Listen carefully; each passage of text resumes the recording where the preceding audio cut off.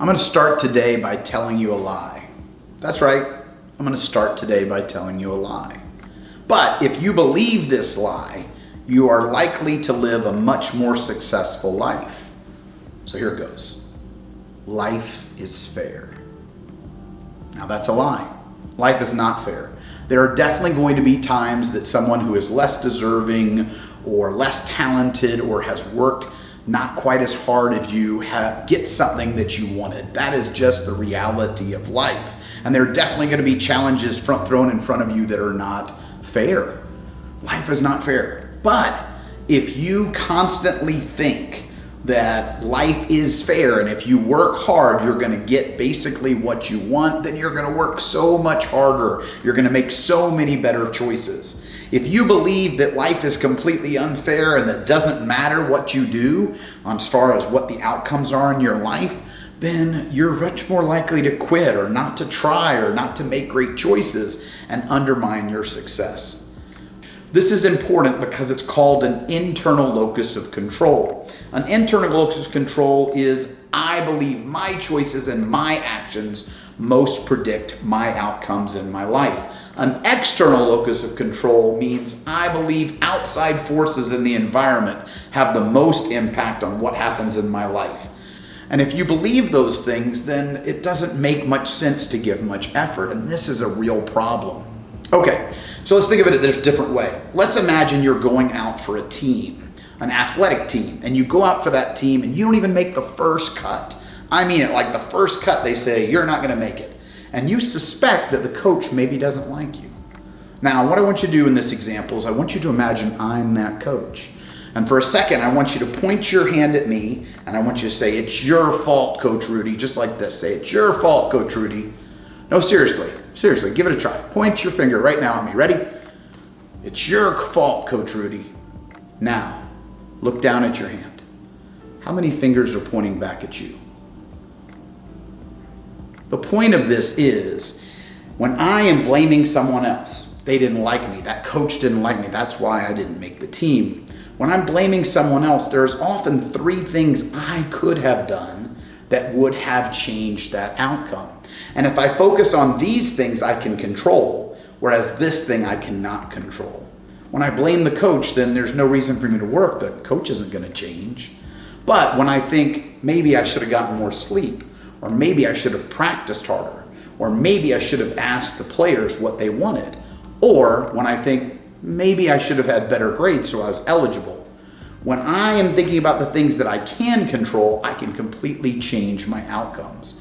When I'm thinking about the thing that I can't control, the coach doesn't really like me, then I can't change that, and it makes me want to just quit or give up or do something else. This is really a big concept around internal versus external locus of control. And it turns out people with internal locus of controls not only are higher achievers, but often they're much happier and they have higher quality of life and relationships. Okay, so let me tell you a story about someone with a powerful internal locus of control. Maybe you've heard of him, and I want to tell you a little bit more about his story, Nelson Mandela. Some of you may already know this story, so I'm just reminding you. But Nelson Mandela grew up in South Africa, and for much of his life, he fought against apartheid. And as he was fighting against this, he eventually got imprisoned by the government, saying that he was doing something that was treasonous. So he ended up being in prison for 27 years. 27 years. And much of that time was in hard labor camps, where every day he had to wake up and do manual labor every day for 27 years. And despite worldwide calls for his release and feeling like it was unfair to keep him in prison, he stayed in prison for 27 years. Now, that kind of an outcome that seems so unfair, I mean, this is so unfair, would break many people. Many people would immediately say, well, it's not my fault, and basically collapse and quit and give up.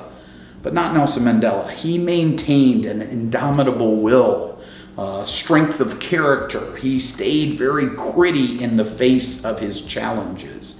And he did this in part by every morning reading a poem that he loved that was about resilience or grit. And that poem is called Invictus. And I'm going to share that poem with you right now. Out of the night that covers me, black as the pit from pole to pole, I thank whatever gods may be for my unconquerable soul. In the fell clutch of circumstance, I have not winced nor cried aloud. Under the bludgeonings of chance, my head is bloody but unbowed. Beyond this place of wrath and tears looms but the horror of the shade, and yet the menace of the years finds and shall find me unafraid. It matters not how straight the gate, how charged with punishments the scroll. I am the master of my fate. I am the captain of my soul. This is a powerful, powerful poem. And it turns out the punchline for Nelson Mandela is after 27 years in prison. He left prison in 1990, was almost immediately elected president of the African National Congress, and within 4 years, he was elected president of South Africa, ended apartheid, and won the Nobel Peace Prize. This is incredible, to go from prisoner to president. How could someone have such an outcome? Part of it was his indomitable will, his internal locus of control, his grit. But again, this is not in any way saying that his challenges weren't real or that he wasn't treated unfairly, just that he stayed motivated. He kept making choices towards his outcomes that he wanted. And that's what I want to close with you. Adopt an internal locus of control. Take full responsibility for the things in your life so that you can have better influence and better control over your life and your goals. If something happens to you, I'm not saying ignore, what was unfair in any way, but keep focusing on what you can change, what you can do better, and those efforts will produce great results. Every time you're thinking about your goals, always say to yourself, if it is to be, it is up to me. Keep that mindset. You'll achieve great things. And I can't wait to hear all about it.